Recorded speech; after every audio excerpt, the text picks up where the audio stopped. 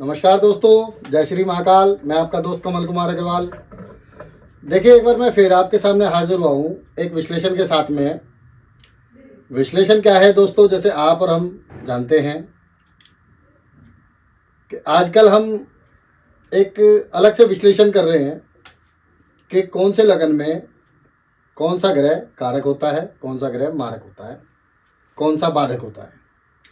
उस विषय पे हम बात कर रहे हैं मेष लगन से लेके और मीन लगन तक, और मेष राशि से लेके मीन राशि तक।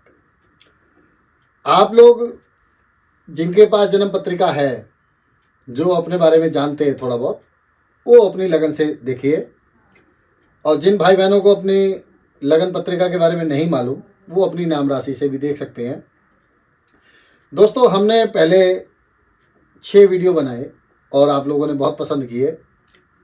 आज हम बात करेंगे तुला राशि और तुला लगन के बारे में कि कैसा स्वभाव होता है इनका और किस तरह का प्रभाव जीवन में होता है, और कौन सा ग्रह कहाँ पे योग कारक होता है, कहाँ पे मारक होता है, कहाँ पे बाधक होता है। हम यही सभी बातें इसमें समझने और देखने वाले हैं।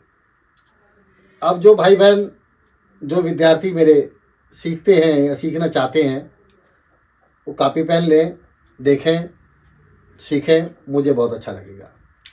इसके साथ साथ दोस्तों, अगर कोई कमी नज़र आती है तो भी आप बताएं, हम उसमें सुधार करने की कोशिश करेंगे।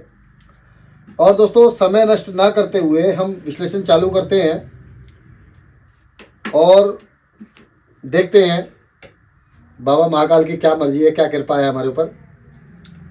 बात करते हैं सबसे पहले लगन, क्योंकि जातकों के लिए हमें सबसे पहले ये जरूर देखना है कि लगन कौन सी है और राशि कौन सी है। जैसा कि मैं अपनी दोस्तों को बता चुका हूं कि राशि और लगन हम यहीं से देखने वाले हैं। अब जैसे मैंने चंद्रमा यहाँ 10वें घर में लिखा है दोस्तों, तो आप इसे चंद्र राशि ना माने, आप इसको चंद्र राशि तुला भी मान सकते हैं। ये मैंने यहाँ इसलिए लिखा है दोस्तों कि यहाँ पे कौन सा ग्रह कहाँ पे कारक होता है, कहाँ का मालिक होता है, इस तरीके से समझाने का प्रयास कर रहा हूँ। बात करते हैं दोस्तों लगन के बारे में, क्योंकि लगन और लग्नेश 2 चीज़ जन्म पत्रिका में बहुत ज़रूरी होते हैं। उसके बाद दोस्तों राशि और राशि के मालिक, वो भी बहुत ज़रूरी है, वो अपनी जगह काम करते हैं। हम ये नहीं कहते कि राशि के मालिक कहीं काम नहीं करते। राशि के मालिक का इंपोर्टेंट उतना होता है जितना कि लगन के मालिक का। तो बात करते हैं दोस्तों तुला लगन के बारे में। तुला लगन वायु तत्व की लगन है दोस्तों, शुक्र इसके मालिक है, और शुक्र जन्म पत्रिका में लगन के मालिक और अष्टम के मालिक होते हैं दोस्तों। मैं अपने विद्वान दोस्तों को ये बताने की कोशिश कर रहा हूँ कि कौन सा ग्रह कहाँ पे काम करता है। तो दोस्तों, तुला लगन में शुक्र अष्टम के मालिक भी होते हैं, लेकिन लग्नेश को अष्टम का दोष नहीं लगता दोस्तों। हाँ, लग्नेश होके अष्टम में चला जाए कोई ग्रह शुक्र के अलावा, तो उसको दोष लगता है। शुक्र और मंगल 2 ग्रह ऐसे हैं जिनका अष्टम और लगन से संबंध है। जैसे मेष लगन में मंगल अष्टम के भी मालिक हैं, वैसे ही तुला लगन में शुक्र अष्टम के भी मालिक हैं। तो लग्नेश और अष्टमेश होके शुक्र अगर तुला लगन तुला राशि की जन्म पत्रिका में केंद्र में कहीं हो दोस्तों, बहुत अच्छे होते हैं। त्रिकोण में हो, बहुत बढ़िया। क्योंकि मैं सभी से कहता हूं कि लग्नेश बली तो बला टली। तो लग्नेश दोस्तों केंद्र में और त्रिकोण में ही जाके बलवान होते हैं जाके।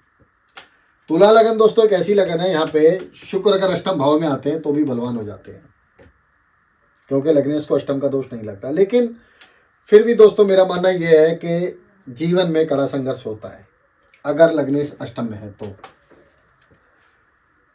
अब लग्नेश दोस्तों अगर 6ठे घर में, लेकिन यहाँ पे उच्च राशि बनती है, तो भी यहाँ ठीक ठाक फल देंगे।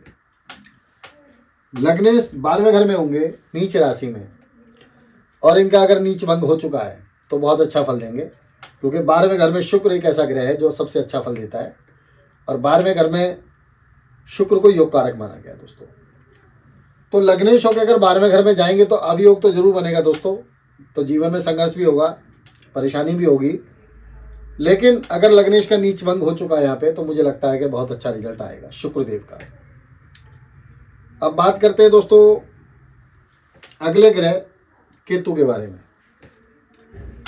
मैं अपने दोस्तों को ये बताना चाहूंगा कि तुला लगन दोस्तों एक ऐसी लगन है जिसमें पापी ग्रह, जो सबसे ज्यादा पापी ग्रह है वो बहुत अच्छा काम करते हैं, और जो शुभ ग्रह है, शुभ ग्रह जैसे चंद्रमा, गुरु, बुध, ये शुभ ग्रह है। सूर्य नैसर्गिक क्रूर ग्रह है, वो पापी नहीं है। यहां सूर्य का भी अच्छा फल देखा गया है। राहु और केतु दोस्तों तुला लगन में बहुत अच्छा फल देते हैं। शनिदेव वो और भी अच्छा फल देते हैं। शनिदेव के बारे में बात करेंगे। तो दोस्तों बात करते हैं केतु देव के बारे में। केतु तुला लगन की पत्रिका में तीसरे भाव में हो, छठे घर में हो, अष्टम भाव में हो और लाभ भाव में हो, सबसे अच्छा फल देंगे दोस्तों। क्योंकि मुझे ऐसा लगता है दोस्तों कि राहु और केतु एक ऐसे ग्रह हैं जिनको केंद्र में नहीं होना चाहिए। अगर यहाँ पे केंद्र में होते हैं तो कहीं ना कहीं जीवन में परेशानियां खड़ी करते हैं, राहु भी और केतु भी। ये मैं आगे चल के बताऊंगा कारण। तो दोस्तों केतु देव छठे, 8वें और 11वें घर में अच्छा फल देंगे, और केतु देव धन भाव में भी बहुत अच्छे माने गए हैं, तो यहाँ भी केतु देव अच्छा फल देंगे। लेकिन अगर इसके साथ साथ जैसे मैंने बताया कि केतु देव किसी पापी ग्रह से संबंध रखते हैं तो परेशानी को बढ़ा देंगे। बात करते हैं दोस्तों शनिदेव के बारे में। शनिदेव दोस्तों तुला लगन की पत्रिका में हीरो होते हैं। वो शुक्र से भी ज्यादा अच्छा फल देते हैं। पाकिस्तान के मालिक बुध बनते हैं, लेकिन बुध से भी अच्छा फल शनिदेव का होता है। तुला लगन और तुला राशि, हम आंख बंद करके कह सकते हैं कि शनिदेव यहाँ पे बढ़िया फल देंगे। 7.5 हो, ढैया हो, शनिदेव की दशा, महादशा, अंतरदशा, प्रतंत्र दशा, कुछ भी हो, फल बढ़िया मिलेगा। बशर्ते शनिदेव किसी पापी ग्रह से दृष्ट ना हो, या कोई नीच राशि में ना हो, या नौवांश में जाके खराब ना हो। ठीक है। शनिदेव दोस्तों त्रिकोण में हो, बहुत अच्छा फल देंगे। केंद्र में हो, बट सप्तम भाव में यहाँ पे नहीं होने चाहिए, क्योंकि सप्तम भाव में यहाँ पे नीच राशि में चले जाएंगे। और मंगल अगर यहाँ पे इस जन्म पत्रिका में कहीं कमजोर हुए तो शनिदेव खराब कर देंगे, इसमें कोई शक नहीं है। लेकिन तीनों केंद्रों में हो, त्रिकोण में हो, तो शनिदेव का फल अच्छा आएगा। लाभ भाव में, पराक्रम भाव में भी शनिदेव बहुत अच्छा फल देंगे दोस्तों। हाँ, छठे घर में योग कारक होते हैं, अतिविष्ट कारक होते हैं। शनिदेव यहाँ पे होंगे तो मीडियम फल मिलेगा। कैसे कि चौथे और 5वें घर का मालिक अगर छठे में आएगा तो अपने घर के फलों को कमजोर करेगा, लेकिन यहाँ पे शत्रुता योग बनाएंगे, परेशानी जितना देंगे उतना लेंगे। मतलब हम शनिदेव के बारे में ये कह सकते हैं कि तुला लगन की जन्म पत्रिका में बहुत अच्छे माने जाएंगे। अष्टम भाव में भी शनिदेव कारक होते हैं, तो यहाँ भी अच्छा फल देंगे। तो दोस्तों हमने देखा शनिदेव को तुला लगन, तुला राशि की पत्रिका में सबसे बेटर फल देखा, और हर जगह अच्छी पोजीशन देखी। लगन में भी शनिदेव यहाँ बैठते हैं दोस्तों। तो बाकी की जो लगन है, मेष राशि से लेके कन्या राशि तक और वृश्चिक राशि से लेके मीन राशि तक, लगन में अगर शनिदेव होते तो अच्छा फल कहीं भी नहीं देखा। लेकिन तुला लगन की पत्रिका में लगन में शनि बहुत अच्छा फल देते हैं, ये आप ध्यान रखें। बात करते हैं दोस्तों अगले ग्रह गुरुदेव के बारे में। दोस्तों मैंने ग्रह इस तरीके से बैठाए हैं सब, और उसी तरीके से मैं समझाने का प्रयास कर रहा हूँ। कोई ये ना समझे कि इनके बारे में पहले और उनके बारे में बाद में। जिस तरीके से लिखे हैं उस तरीके से ही मैं बताने का प्रयास कर रहा हूँ। बात करते हैं गुरुदेव के बारे में। जैसे मैंने कहा कि नैसर्गिक शुभ ग्रह जो हैं वो तुला लगन की पत्रिका में बहुत अच्छा फल नहीं देते, और गुरुदेव तुला लगन की पत्रिका में मार्केश होते हैं, प्रबल मार्केश होते हैं। तीसरे घर के मालिक और छठे घर के मालिक, और गुरुदेव जहाँ बैठेंगे वहाँ की स्थान हानि करेंगे, इसमें कोई शक नहीं है। आपने कई बार देखा भी होगा, आगे भी देखना, कि गुरु की महादशा, अंतरदशा, प्रतंत्र दशा जब भी आती है तुला लगन और तुला राशि वालों के पास ऊपर, वो परेशान रहेंगे, वो परेशान ही मिलेंगे आपको। चाहे गुरु यहाँ गजकेसरी योग बना के बैठे हो या कोई और योग बना के बैठे हो। गुरुदेव दोस्तों, पहली बात तो यहाँ पे हंस नामक राजयोग बनेगा, लेकिन यहाँ पे दसम भाव में बनेगा, और दसम भाव में भी गुरु युगकारक तो होंगे, अच्छा फल देंगे, लेकिन मिला जुला फल देंगे। एक हाथ से लेंगे और एक हाथ से लेंगे, ये गुरुदेव के फल होंगे। तो हमने देखा कि गुरुदेव के फल तुला लगन की पत्रिका में बहुत अच्छा नहीं मिलेगा, लेकिन फिर भी गुरुदेव केंद्र और त्रिकोण में हो तो ठीक ठाक फल माने जाएंगे इनके, क्योंकि चौथे घर में गुरु नीच हो जाएंगे, यहाँ कमजोर माने जाएंगे। शत्रु राशि में यहाँ कमजोर माने जाएंगे, लेकिन दो केंद्रों में अच्छा फल देंगे। सप्तम भाव में अगर गुरुदेव बैठे हैं तो भी वैवाहिक जीवन में उथल पुथल मचाएंगे तुला लगन की जन्म पत्रिका में। इसके साथ साथ अगर त्रिकोण में कहीं है दोस्तों, तो लगन पे दृष्टि होगी इनकी, तो लगन को शुभ बनाएंगे, लेकिन फिर भी कहीं ना कहीं परेशानियां ये देते हैं। बात करते हैं दोस्तों एक और ग्रह मंगल देव के बारे में। मंगल जन्म पत्रिका में मार्केश होते हैं, प्रबल मार्केश होते हैं। धन भाव के मालिक, सप्तम भाव के मालिक प्रबल मार्केश। और मार्केश दोस्तों जीवन में एक ही बार होता है, हमें ये समझना पड़ेगा। किसी विद्वान ने कमेंट्स किया था मुझे कि आपको बाधक और मार्केश के बारे में फल समझना पड़ेगा, तो मैं उनको एक मैसेज देना चाहता हूं कि बाधक ग्रह दूसरा होता है, मार्केश दूसरा होता है। हम बाधक के बारे में भी बात करेंगे। तो दोस्तों यहाँ पे हमने देखना है मंगल को, मंगल देव धन भाव के मालिक होते हैं। अब मार्केश तो जीवन में दोस्तों एक ही बार होता है, जब इंसान का अंतिम समय होता है। उससे पहले वो ग्रह क्या करेगा, क्योंकि सारी जीवन में अगर कहीं 7 साल की मंगल की दशा आ गई तो खराब तो नहीं कर जाएगा ना पूरा, हमें ये भी तो देखना है। तो दोस्तों 7 साल की दशा में मंगल मिला जुला फल देंगे, क्योंकि हमें आज के टाइम में धन की बहुत ज़्यादा आवश्यकता है, सबको, आपको भी और हमें भी। सप्तम भाव के मालिक, विवाह की आवश्यकता है, तो विवाह भी तो जरूरी है ना दोस्तों। तो यहाँ विवाह के लिए बहुत ज़रूरी मंगल और धन के लिए बहुत ज़रूरी मंगल। अगर केंद्र में कहीं हो बहुत अच्छा रिजल्ट देंगे, त्रिकोण में कहीं हो तो भी अच्छा फल देंगे दोस्तों। पराक्रम भाव में दोस्तों सबसे अच्छा फल होगा, धन भाव में ठीक ठाक फल होगा, क्योंकि धन भाव में क्या करेंगे, एक हाथ से देंगे एक हाथ से लेंगे। धन की दृष्टि से देखें तो मंगल देव यहाँ ठीक होंगे दोस्तों, लेकिन इसके साथ साथ और परेशानी को ये बढ़ा देंगे, क्योंकि परेशानी तो देंगे पक्का। तो मंगल देव यहाँ पे मिला जुला फल देंगे दोस्तों। और जैसा कि आप और हम सभी जानते हैं, मंगल देव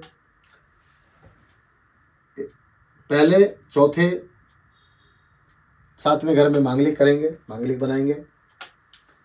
8वें घर में और 12वें घर में भी मंगल मांगलिक बनाएंगे। तो इस चीज़ का भी हमें ध्यान रखना है कि मंगल जन्म पत्रिका में अमंगल ज़्यादा करेंगे और मंगल कम करेंगे, लेकिन ऐसा नहीं है, मंगल भी करेंगे। उच्च राशि में अगर सुख भाव में बैठ गए तो यही मंगल सबसे बढ़िया फल देंगे, क्योंकि इनकी दृष्टि दोस्तों सप्तम भाव पे और दसम भाव पे और लाभ भाव पे होगी, तो यहाँ पे दृष्टि बहुत बढ़िया जाती है। मंगल देव दोस्तों मिला जुला फल देंगे इस जन्म पत्रिका में। बात करते हैं राहु देव के बारे में। राहु, जैसे मैंने कहा कि पापी ग्रह बहुत अच्छा फल देंगे। तुला लगन की पत्रिका में दोस्तों राहु देव आप देखेंगे कि लगने से भी अच्छा फल दे रहे हैं। आप कोई पत्रिका खोल के देखिए, राहु देव अगर नीच राशि में नहीं है या किसी पापी ग्रह के साथ नहीं है, तो दोस्तों आप देखिए कि राहु देव के फल लग्नेश से अच्छे मिलेंगे। क्यों अच्छे मिलेंगे? क्योंकि तुला लगन वायु तत्व की लगन है, और वायु तत्व की लगन हो या वायु तत्व की राशि हो, यहाँ पे राहु देव बहुत अच्छा फल देते हैं। भाग्य स्थान में उच्च के होंगे, बहुत अच्छा फल देंगे। पंचम भाव में मिला जुला फल देंगे दोस्तों, क्योंकि पंचम भाव में राहु बहुत सारे विद्वानों के अनुसार अच्छे नहीं माने जाते, लेकिन मेरा खुद का मानना यह है कि यहाँ पे अच्छा ही फल देंगे। क्यों? क्योंकि कुंभ राशि, मित्र राशि, शतविषा नक्षत्र, खुद का नक्षत्र, तो बताइए क्यों नहीं अच्छा फल देंगे। राहु की दृष्टि खराब होती है दोस्तों, तो राहु की दृष्टि यहाँ पे भाग्य स्थान पे पड़ती है, लाभ भाव में पड़ती है, तो भी अच्छा फल होगा। लगन पे होगी दृष्टि तब ये विचलित करते हैं, इसलिए बहुत अच्छा फल नहीं होगा। पंचम भाव में डाइजेशन को खराब करेंगे, पेट की प्रॉब्लम देंगे, शिक्षा में अरुचि देंगे, और लव अफेयर में धोखे की संभावना बढ़ जाती है। इसलिए राहु का मिला जुला फल माने यहाँ पे। लेकिन राहु अगर दोस्तों लगन में हो, सप्तम में हो, फल अच्छा मिलेगा, लेकिन मैरिटल लाइफ को ये कमजोर करेंगे। और दोस्तों त्रिकोण में बढ़िया, दसम भाव में राहु सबसे अच्छा इस लगन में। हमारे देश के एक ऐसे महान इंसान रहे हैं जिनके दसम भाव में राहुदेव बैठे हैं कर्क राशि में, जबकि बहुत सारे विद्वानों ने ये कहा कि राहु कर्क राशि में अच्छे नहीं होते। मैं अपने दोस्तों को उन महान इंसान का नाम बताऊंगा, महात्मा गांधी। महात्मा गांधी जी की पत्रिका में चंद्रमा के साथ में दसम भाव में राहु बैठे हुए हैं, और तुला लगन की जन्म पत्रिका में ये मैंने उनका नाम इसलिए लिया दोस्तों कि योग कारक बन जाते हैं यहाँ पे राहु और दसम भाव में, भले ही शत्रु राशि है, और शत्रु के साथ बैठने के कारण भी आप देखिए कि राहु ने उनको कितना नेम फेम दिया जीवन में, कितना महान इंसान बनाया। हम ये कह सकते हैं कि राहु का फल सबसे अच्छा होगा। राहु कहाँ अच्छे नहीं होंगे दोस्तों? इस जन्म पत्रिका में राहु धन भाव में कमजोर माने जाएंगे, क्योंकि धन की कमी पैदा करेंगे। छठे घर में भी अच्छा फल देंगे, दसम भाव में दृष्टि होगी, 12वें घर पे दृष्टि होगी, विदेश यात्राएं कराएंगे। अष्टम भाव पे जब बैठेंगे तो अष्टम भाव में बैठ के ये 12वें घर को देखेंगे, विदेश यात्राएं कराएंगे। धन भाव को देखेंगे, मिला जुला फल देंगे। सुख भाव को देखेंगे तो सुखों में बढ़ोतरी करेंगे। बस किसी ग्रह के साथ ना हो। अकेला राहु सबसे अच्छा माना गया दोस्तों, या किसी उच्च के ग्रह के साथ बैठे राहु तो बहुत अच्छा फल देते दोस्तों, और केंद्र और त्रिकोण के मालिक के साथ बैठे तो वो और भी अच्छा फल देते। तो राहु देव यहाँ पे दोस्तों अच्छा फल देने वाले हैं। बात करते हैं दोस्तों चंद्रमा के बारे में। चंद्रमा, मैंने कहा कि शुभ ग्रह बहुत अच्छा फल नहीं देंगे। चंद्रमा भले ही केंद्र के मालिक हैं, दशमेश।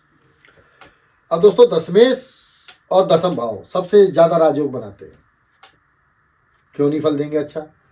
क्योंकि लग्नेश के न वो शत्रु है न वो मित्र है, वो सम है। और दशमेश चंद्रमा अगर केंद्र में कहीं हो या त्रिकोण में कहीं हो, किसी पापी ग्रह के साथ ना हो, तो बढ़िया फल मिलेगा। यहां पे दोस्तों राशि तो बदल जाएगी, क्योंकि चंद्रमा किसी और घर में होंगे तो राशि ऑटोमेटिकली बदल जाएगी। चंद्रमा त्रिकोण में होंगे अच्छा फल देंगे, केंद्र में होंगे अच्छा फल देंगे, लाभ भाव में भी ठीक ठाक फल देंगे चंद्रमा। लेकिन चंद्रमा 6, 8 और 12 में अशुभ फल देंगे, कमजोर माने जाएंगे। मानसिक तनाव, टेंशन, डिप्रेशन, फ्रस्ट्रेशन ये बहुत देते हैं, और दसम भाव का नुकसान करेंगे। कैरियर में उथल पुथल रहेगी, जीवन में परेशानियों को बढ़ा देते हैं। यही चंद्रमा दोस्तों मैंने कहा आपको कि सुख भाव में अगर बैठते हैं तो भौतिक सुखों में कोई कमी नहीं होती। अच्छा घर, गाड़ी, मकान, सुख सुविधाएं सब कुछ देते हैं। तो दोस्तों चंद्रमा के फल हमने देखा, यहाँ पे मिले जुले फल मिलेंगे। हम इसको मीडियम फल कह सकते हैं, क्योंकि नैसर्गिक शुभ ग्रह है, और तुला लगन की पत्रिका में मैंने कहा आपको कि मीडियम फल देंगे। सूर्य, जगत पिता सूर्य, मैं सूर्य देव को सबसे श्रेष्ठ मानता हूं दोस्तों। क्यों? कि सूर्य और चंद्रमा एक ऐसे ग्रह हैं जो हमें रोज नजर आते हैं। आप भी देखिए, हम भी देखते हैं, सूर्य और चंद्रमा सबको नजर आते हैं। सूर्य ब्रह्मांड के राजा, लेकिन तुला लगन की पत्रिका में सूर्य बहुत अच्छे नहीं माने गए। त्रिसटाई के मालिक हैं और दोस्तों 11वें घर के मालिक होने के कारण ये ठीक ठाक फल देंगे, क्योंकि लाभ की जरूरत तो सबको होती है ना दोस्तों। लाभ भाव के मालिक लगन में नीच के हो जाएंगे दोस्तों, तो लगन में ये अच्छा फल नहीं देंगे। इसके अलावा चौथे घर में भी अच्छा फल नहीं देंगे, क्योंकि शत्रु राशि पड़ती है यहाँ पे। सप्तम भाव में मैरिटल लाइफ को कमजोर करेंगे, लेकिन केंद्र में होने के कारण इनका फल ठीक ठाक होगा। दसम भाव में सूर्य अच्छा फल देंगे दोस्तों। त्रिकोण में बढ़िया फल देंगे सूर्य देव, और लाभ भाव के मालिक धन भाव में सबसे अच्छा फल देंगे दोस्तों। तो खराब कहाँ फल देंगे? खराब दोस्तों छठे, 8वें, 12वें घर में सूर्य लाभ की दृष्टि से खराब माने जाएंगे। क्यों? कि लाभ भाव के मालिक 12वें घर में जाएंगे तो जो आएगा वो चला जाएगा। लाभ भाव का मालिक छठे घर में होगा तो जो आएगा वो सब चला जाएगा, लेन देन नहीं। और लाभ भाव का मालिक अष्टम भाव में होगा दोस्तों, तो लाभ की दृष्टि से देखें आप कि सूर्य अगर अष्टम भाव में होंगे तो यहाँ पे परेशानियां बढ़ जाएंगी। हालांकि सूर्य को अष्टम भाव का दोष नहीं लगता, लेकिन फिर भी मैं एक बात मैं अपने विद्वान दोस्तों को बताना चाहूँगा कि ऊपर से कोई चीज़ गिरेगी, मान लीजिए 2 मंजिल से कोई चीज़ गिरती है, भले ही बॉल गिराते हैं तो वो टूटेगी नहीं, लेकिन निशान तो जरूर पड़ेगा।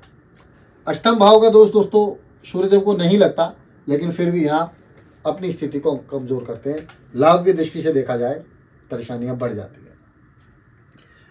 सूर्यदेव के फल दोस्तों मिले जुले होंगे यहाँ पे, बहुत अच्छा हम नहीं कह सकते, लेकिन लाभ भाव के मालिक का मजबूत होना बहुत जरूरी होता है, क्योंकि जीवन में लाभ की जरूरत सबको होती है। बुध ये एक ऐसे ग्रह हैं जो तुला लगन में अगर मजबूत स्थिति में है तो बढ़िया फल देंगे, लेकिन भाग्यस्थान के मालिक बुध और 12वें घर के मालिक बुध, तो इनको हम कहते हैं सम, ना अच्छा फल ना बुरा फल। भाग्यस्थान के मालिक दोस्तों केंद्र में कहीं हो या त्रिकोण में कहीं हो तो बहुत अच्छा फल मिलेगा। 12वें घर के मालिक भी केंद्र में और त्रिकोण में हो, बढ़िया फल मिलेगा। लेकिन यही बुध दोस्तों छठे, 8वें, 12वें घर में कमजोर हो जाएंगे। 12वें घर में फिर भी ठीक ठाक फल दे देंगे, क्योंकि अपनी राशि में है, बशर्ते किसी पापी ग्रह के साथ ना हो या नौवांश में खराब ना हो। अगर 12वें घर में बुध बैठे हैं अकेले तो ठीक ठाक फल देंगे। विदेश यात्राएं कराएंगे, अच्छा स्टैंडर्ड देंगे, और मुझे लगता है कि काफ़ी कुछ मिलता है इंसान को। 12वें घर में बुध अकेला बैठा है, वो भी पाकिस्तान का मालिक होकर तब। लेकिन यहीं पे किसी पापी ग्रह के साथ दोस्तों ये बैठ जाते हैं तो परेशानियां बढ़ा देते हैं। तो दोस्तों हमने बात की 9 ग्रह के बारे में कि तुला लगन में और तुला राशि में कौन से ग्रह कारक होते हैं, कौन से ग्रह मारक होते हैं, कौन से ग्रह बाधक होते हैं। बाधक के बारे में मैं दोस्तों एक बात बोलना चाहूँगा। बाधक वो ग्रह होता है जो बाधा पहुँचाए। फॉर एग्जाम्पल मैं बताने की कोशिश करता हूँ, मेष लगन की पत्रिका शर राशि, उसमें बाधक होता है 11वें घर का मालिक चर लगन। चर स्थिर दुस्वभाव, ठीक है। तो मेष लगन हो गई, कर्क लगन हो गई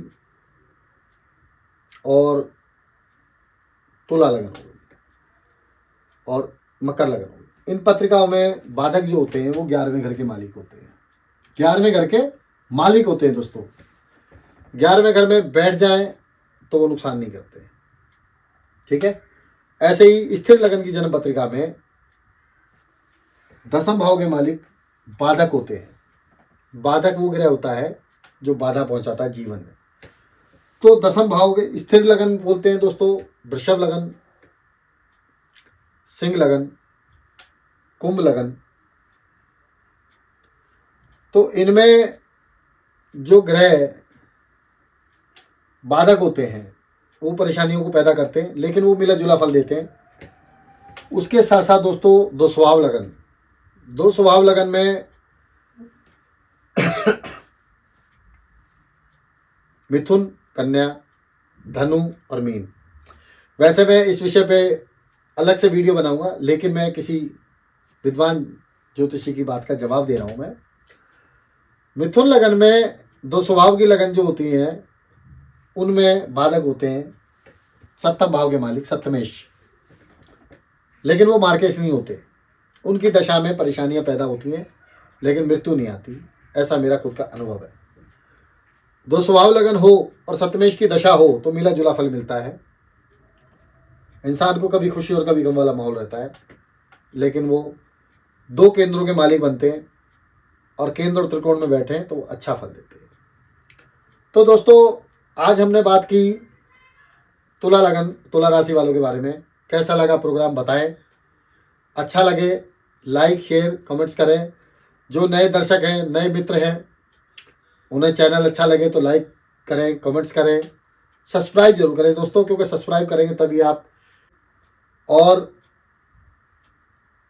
कोई कमी नज़र आए वो भी बताएं, क्योंकि आपसे हमें सीखना है, बहुत कुछ सीखना है दोस्तों। तो इसके साथ साथ दोस्तों, मैं एस्ट्रो कमल कुमार अग्रवाल आपसे इजाज़त चाहता हूँ। जय श्री महाकाल। नमस्कार दोस्तों।